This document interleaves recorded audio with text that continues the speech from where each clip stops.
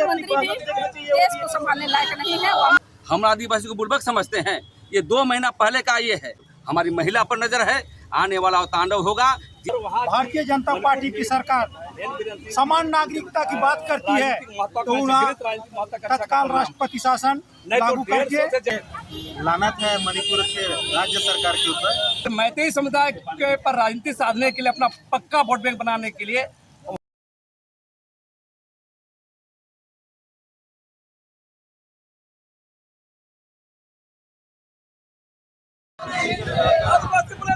नहीं चलेगा,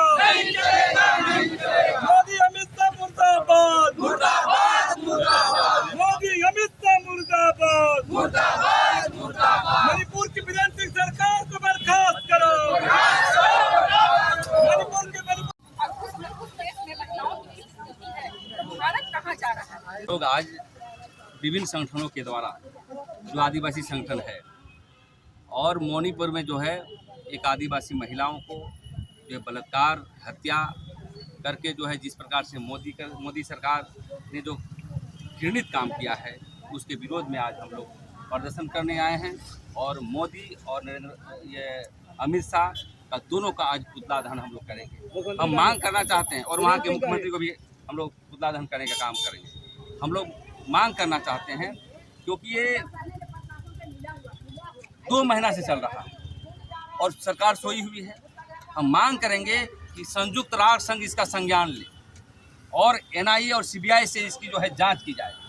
क्योंकि हम देखें कि एक महीना पहले हम आदिवासियों को मध्य प्रदेश में पेशाब किया जाता है, दूसरी बात देख रहे हैं नंगा दौड़ाया जाता है। इसका मतलब पूरे देश में सरकार नहीं चल रही है और कहीं ना कहीं आदिवासियों पर अत्याचार कर रहा है। उनकी जमीन पर नज़र है, उनकी वोट पर नज़र है। ये पूरी तरह से राजनीतिक षड्यंत्र है और इसमें मैं कहना चाहता हूँ कि मोदी और अमित शाह को शर्म करना चाहिए। आज सही मतलब सच्चा आतंकवाद यदि है तो मोदी सरकार है और बलात्कारी भी है।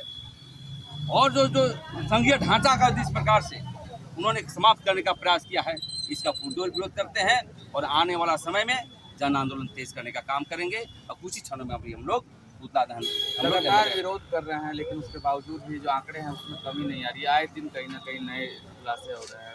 ये सरकार की खामियां है या तो जानबूझ के कर रही है। लेकिन हम भी आदिवासी समाज जीवट हैं। आदिवासी समाज पूरे देश में हम समझते हैं कि 15 करोड़ हैं और जनसंख्या के आधार पर तीसरा स्थान पाए जाते हैं।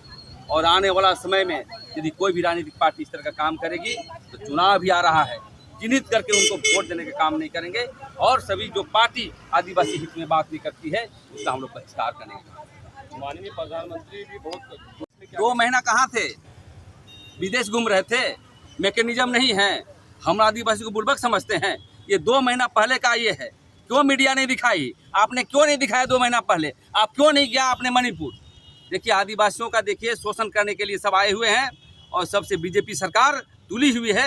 हमारे जल जंगल जमीन पर, हमारी महिला पर नजर है। आने वाला तांडव होगा। जिस प्रकार से हमारी माँ बहन को बेइज्जत की हो ना, हम चुनाव में बताएंगे तुमको कि आदिवासी का ताकत क्या होता है। पेशाब कांड अभी हाल में हुआ, फिर एक इस तरह का कांड होना क्या कुछ? अरे अनेक कांड हो रहे हैं भैया।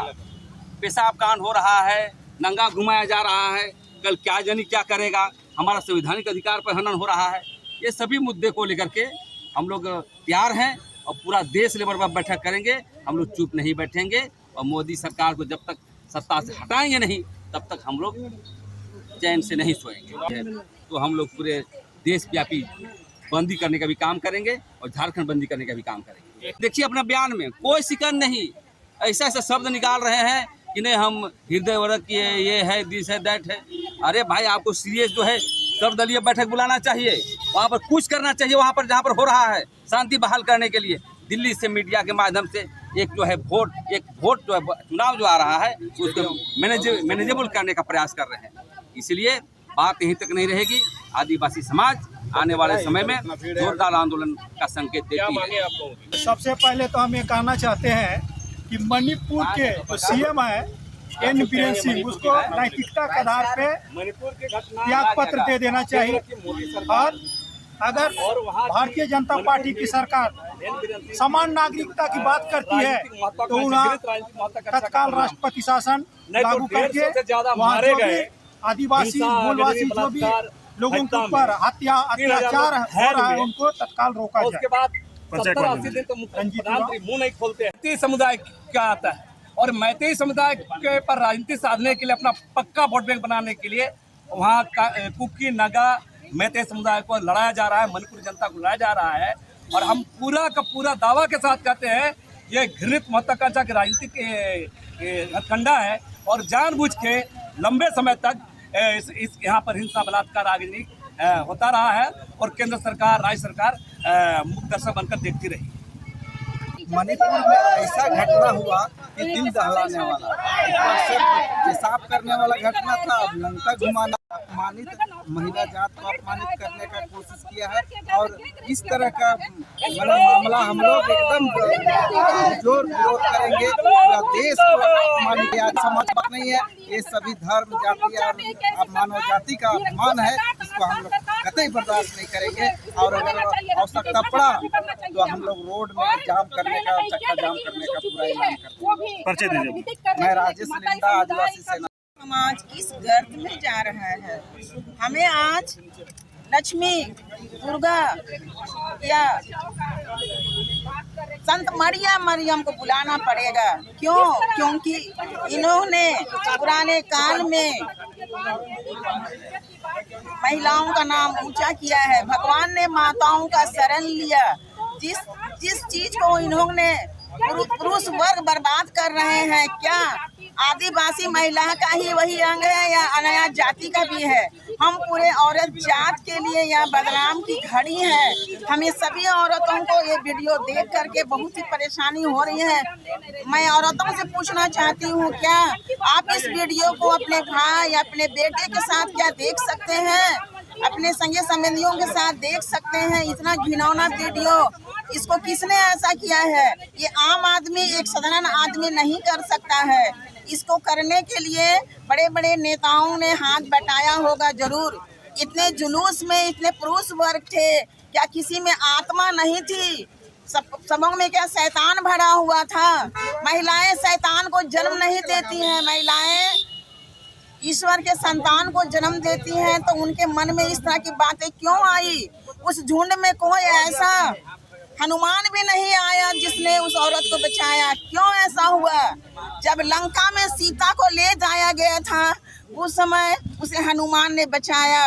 ईद ने रोया लेकिन उस महिला के लिए किसी ने नहीं रोया। क्या इस संसार में सीता कोई नहीं है क्या? लगता है भगवान को दोबारा उतरना पड़ेगा। लक्ष्मी देवी दुर्गा को इस संसार में दोबारा जन्म लेकर के मानव को समाप्त करना पड़ेगा।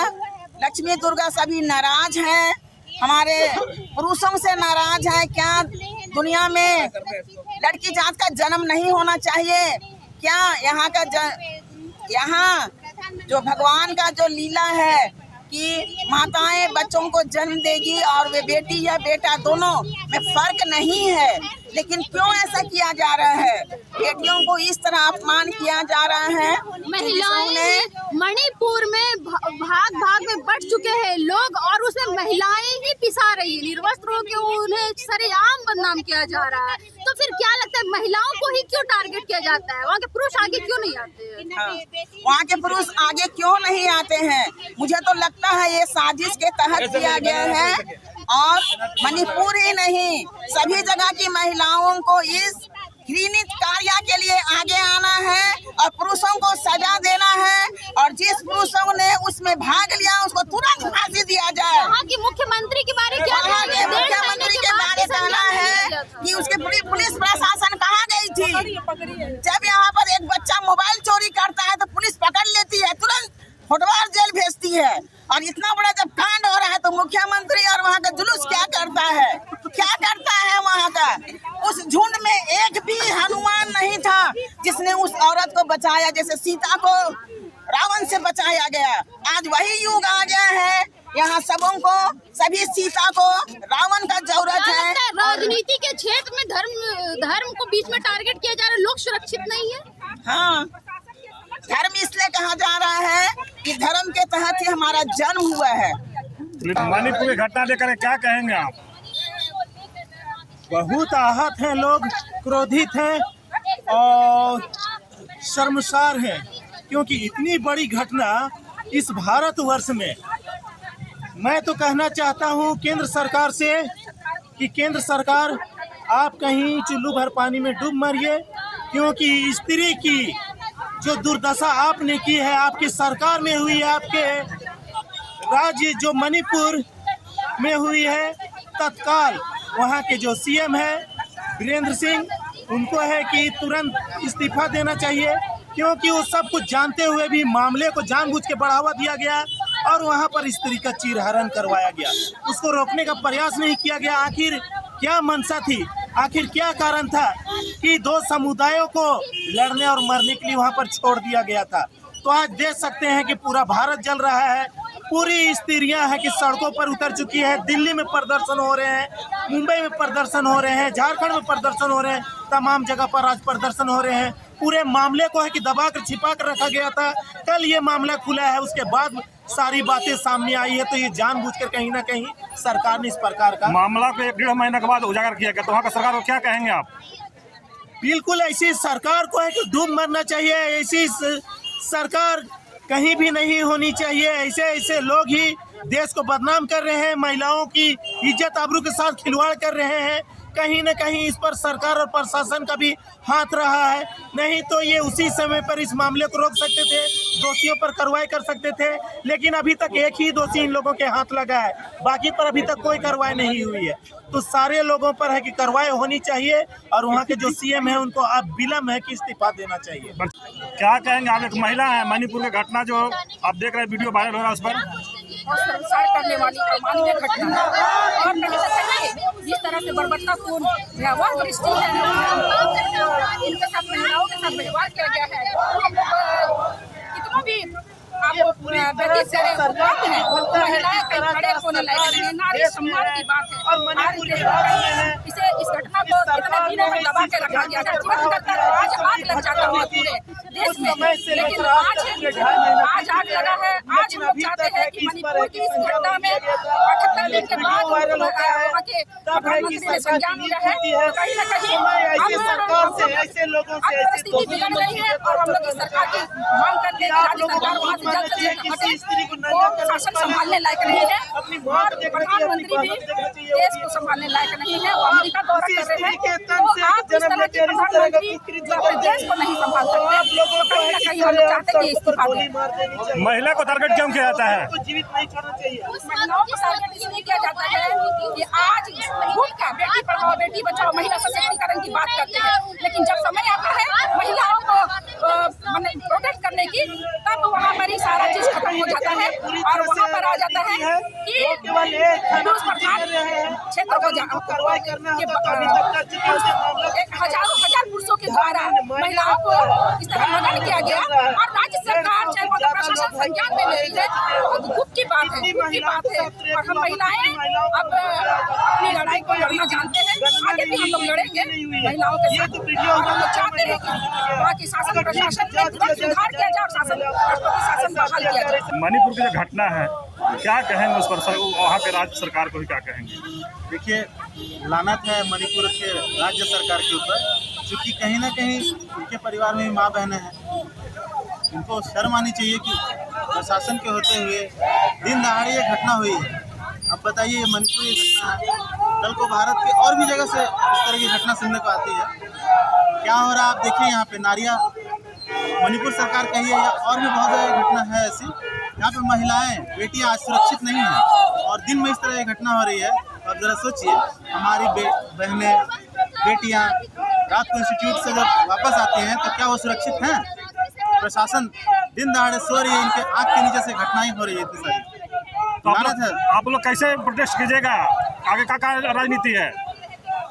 अगर अविलंब कड़ी कार्रवाई नहीं होती है तो हम लोग सड़कों पे उतरेंगे और कोशिश करेंगे तो झारखंड में हम लोग बंद करेंगे। क्या कहेंगे मणिपुर की घटना को लेकर? तो अभी हमारे देश में मणिपुर की जो घटना हुई है, ये निंदा से ही बहुत कम कहा जा सकता है और जो दोषी लोग हैं उन लोगों को तो कार्रवाई, फांसी का सजा होना चाहिए। जो ऐसी दरंदगी की है हमारे जो भारत देश के बेटी बहू ने, बहन लोग ने। भारत देश नरेंद्र मोदी कहते हैं बेटी पढ़ाओ बेटी बचाओ, है ना, और वही मणिपुर में इतना दरिंद्रा घटना जो होता है, ये कम नहीं, ये सभी को फांसी का सजा देनी चाहिए और होना चाहिए।